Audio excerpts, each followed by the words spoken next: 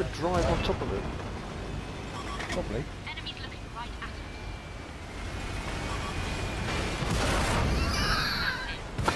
Out of fight. I'm getting damage points on him though. Apparently he Yeah. killed himself. I don't get the kill for that. Just need that second gun down here at the time. Start. Lock and loaded. Oh, killed the AMX. Wasn't aiming for him, but okay. That'll do.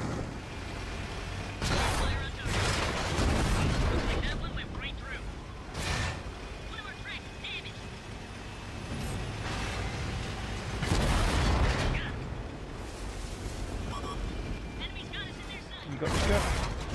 No. Philip, you got this one? Yep. Oh, yes. Just like gentlemen holding a door open. After you, sir. Yeah. Well, I was like, I've got 3 kills. I could take this one, or I could give you guys another kill. Hey guys. Given what's going on around the world at the moment, I think it's likely that most of us are going to have some more spare time at home. With that in mind, I thought I'd make a video on things to do in World of Tanks to keep us occupied. They've spotted us. Okay, first up, platoons. Playing the game alone can get a little stale at times. If you're finding yourself feeling that way, then I recommend you try platooning up with fellow clan members. On the PS4, all you'll need to do is drop a message on the community page letting folks know what time zone you're in, and someone will send you an invite. This is a great way to change the dynamic of the game really easily.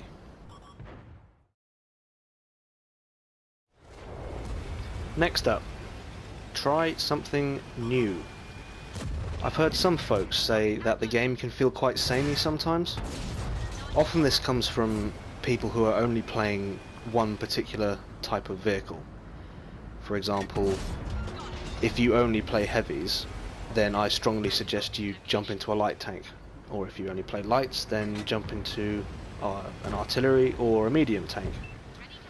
What I've found from my own experience is, by diversifying my experience of the game, I became a better tanker because I learned what does and doesn't work for various types of vehicle. When I started off in the game, I was a heavy driver, and it irritated me to no end when a light tank would come over and do the circle of death around me. It was only when I started taking lights out that I realised the best way for a heavy driver to survive this is to drive up close to a wall or the map boundary. With that knowledge, if you drive your heavies with that in mind all the time, not only do you deter lights from coming after you, but you also have cover close by should artillery become an issue for you.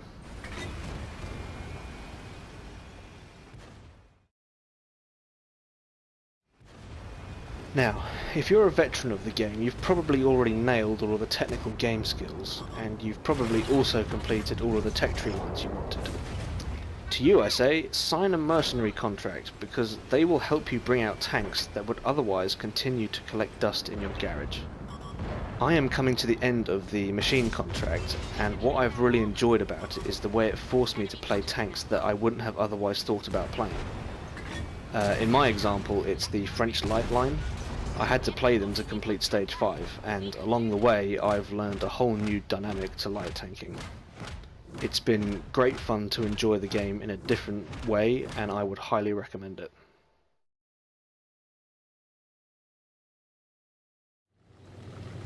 Okay, so far I have 17 tier 10s, some of which I absolutely love to play and others I really regret grinding for.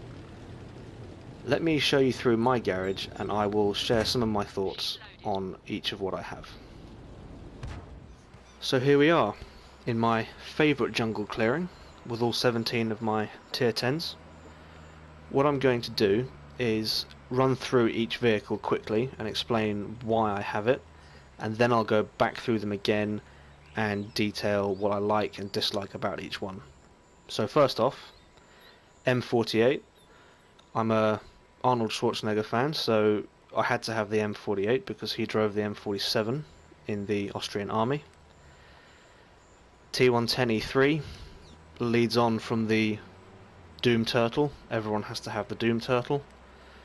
Centurion AX, it's just a British tier 10. Whoops, British tier 10. My aim is to get all tier 10s, as you can see. So I've got the AX, Chieftain, Super Conqueror, 215B, which I really like actually.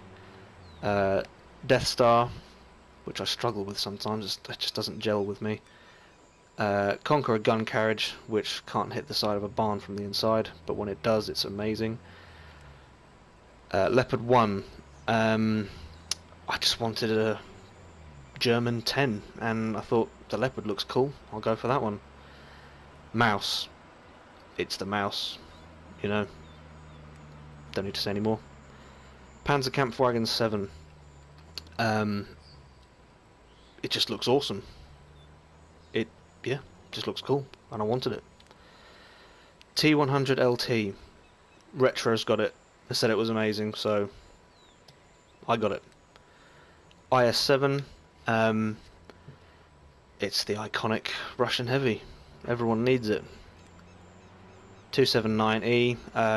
That was last year's yearly games reward at the end. 277. This is my latest tier 10. I watched a Jingles video and saw someone have an incredible game in it, and I thought, yep, I need that one, so there it is. Kranvang, I like the idea of the dynamic of auto-loading heavies, and the idea that this is a hull-down beast. I just wanted it. Same again for the Stritzwang. Oh, apologies if I've said that wrong. Stritzwang 103B. A new dynamic to the game, and again, this one in the right place is an absolute beast. And that's it. Okay, now that you've seen them all, I'm going to jump to the tech trees and discuss them in a little more detail. I love this line from the Pershing up to the Patton.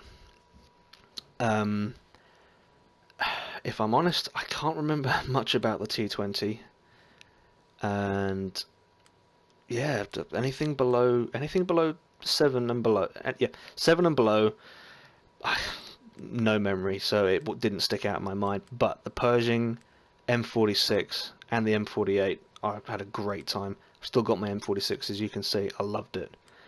Good mobility, good gun. Don't trust the armor, but if you play it right, you don't need to. Next up, E3. Let's jump back down there. Where is it? There it is. Right. Yeah, Jackson. Don't have much memory of that. T25AT. That's a nippy little thing. And I had some pretty good games in that. I can't remember if I marked it. Let's have a look. Yes, I did. I marked that one. T28 has very little gun traverse, and it I don't have many good memories of it. You just got to get through it. T95, oh wow, Doom Turtle. I've marked it. It's a beast. Downside, it's an artillery magnet. You get penned through the roof there. 2 giant fuel tanks, you're on fire, and before you know it, you've burnt out. But the gun on it is incredible. And the E3 as well. Let's just jump back to the garage. That's another great vehicle. It's more maneuverable than the T95, and I don't have the E4, so I can't comment on that, but I love the E3. I really do like this vehicle. Centurion AX. Let's have a look at this tech tree.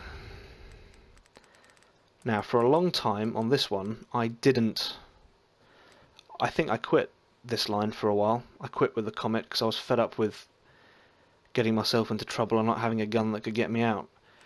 Centurion 1 as well, that was painful until you're fully unlocked.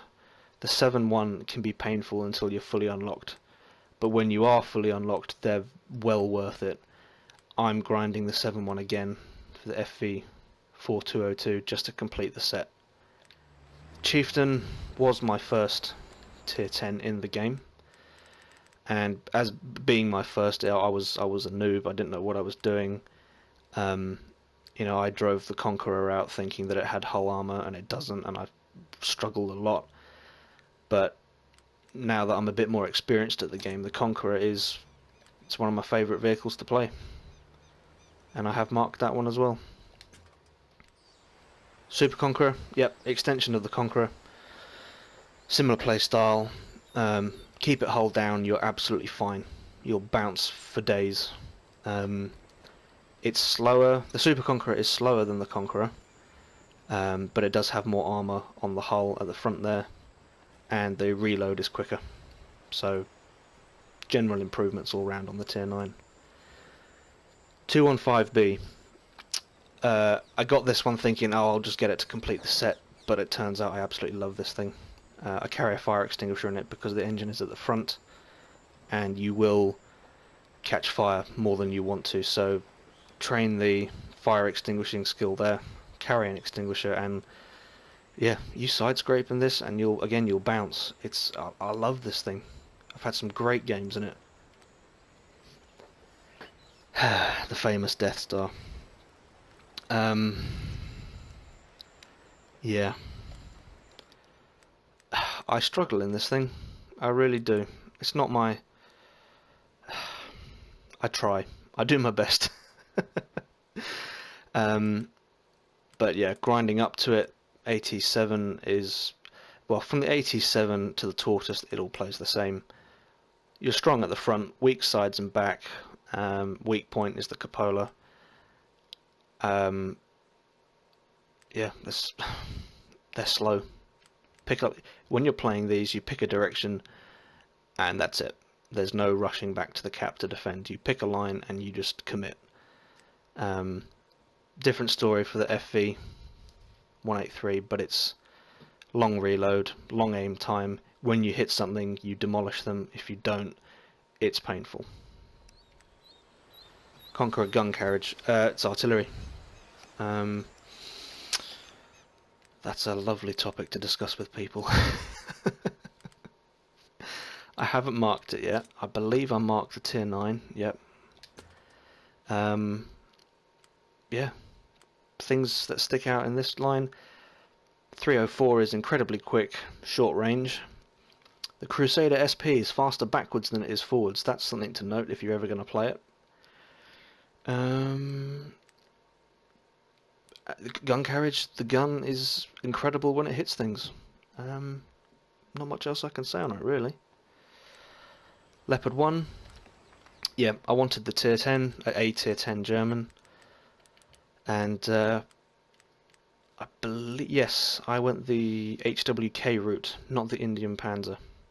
So the light line was fine, and then I jumped up to the PTA. Loved the PTA. I think I marked this as well. Yes, I did. And the Leopard 1 plays very similar to the PTA. It's just they're great. They're great fun to play. They've got great maneuverability. The gun is brilliant. You can get yourself out of bad spots really easily. And yeah, if you like mediums, I'd highly recommend it. Now, this is the vehicle I regret getting. The mouse. The mouse is slow, as well as the VK and the Mauschen, and then on from that the mouse. Is it worth getting? Is it worth grinding for? No. People see this thing and load gold, and they'll go straight through the front of your turret. Like that, if you're looking at them like that, they'll go straight through. I don't think it's worth it. I really don't. I regret getting this thing. It took a lot of effort and patience, and it was not worth it. If you want it, because it's the mouse, I understand that. But if you want a good tier 10 heavy, don't. This, on the other hand, is worth it. It does have weak spots at the back, on the cheeks, under the turret, but it's well worth it. You'll bounce face on, you'll bounce everything, and the gun is incredible. thoughts on that line? I think the tier 8 and the tier 9 sort of. I just had to get through them to get to the tier 10. Nothing sticks out really in my mind with these two. But they're worth it. The tier 10 is definitely worth it. T100 LT, wow, it's the pancake tank. Again, I've marked this one. The line up to it, what sticks out in my mind? Ooh, let's have a think. LTTB topples over. Well, when I was playing it, it toppled over a lot. High center of gravity, so careful going over crests and hills and going over hills sideways, or at an angle rather. Be careful of that. The lightweight, I think I marked this one. Yes, that's a good little tank, that one. And the T100 also, very, very good. IS-7, well, it's the IS-7, isn't it? Need I say more? He's down here. 257, yes. IS-3, yes. IS-3 is a beast. 257 is unbelievable. Genuinely unbelievable. I had when I was grinding my American T28, I had one of these side-on, pinned up against a wall, and I couldn't go through him. Couldn't go through his side. They're unbelievably well armoured. Gun's great. You know, same weak spot as all Russian pike noses. Lower plate is the weak spot. But if you can keep that covered, it's an absolute beast, and so is the IS-7. I've marked that one, and I love it. 279E. Well, this was a sort of free giveaway from Wargaming, so what can I say about it? Face on, yeah, face people straight on, and you'll bounce most of the time. Can't cover that one too much because nothing leads up to it. It's just you either have it or you don't. 277. Tier 10 is worth it. I struggled a lot when driving the T10. I like to trust my armor maybe more than I should, and this thing, the T10 Tier 9, has no armor. The gun is very good when you fully unlock it, but for me it was a little bit painful, the T10. The 277 on the other hand, absolutely brilliant. I aced it my first game, which is in a different video on my channel. But yeah, I love this thing. It's absolutely amazing. Kronvang, I actually enjoyed this line. The Leo was irritating, but the Emil 1, good hull down. Can't side scrape with the hull armor. There's not enough of it. Emil 2, great hull down. You can side scrape with this one. Yeah, Kronvang again. Some Emil 2, but better. Keep them hull down. Keep them out of harm's way, and you'll do fine. Stridsvang 103B. I really enjoyed this actually. The UDES 03 now. Can't just say the UDES because there's more of them now. The UDES 03, absolutely fantastic. Fully unlocked. It's quicker than some light tanks. It will get you out of a very tight spot. Camo rating is amazing. I had some very good games in this thing, and the same thing applies all the way up. You get them in the right spot, they're invisible. You'll never see them. Only downside is if you're caught out, you're really caught out. If a light circles you, it's really difficult to spin around and aim them with the whole mechanic of this suspension system. But keep them at a distance. They're incredible. And that's it. There you have it. Those are all my tier 10s. I hope you've all enjoyed this video. The retro community is one that encompasses many nations and ages. I want to take some time now to wish you all good health and hope that everyone is keeping safe during this very difficult time. Look after yourselves, folks, and I'll see you on the battlefield.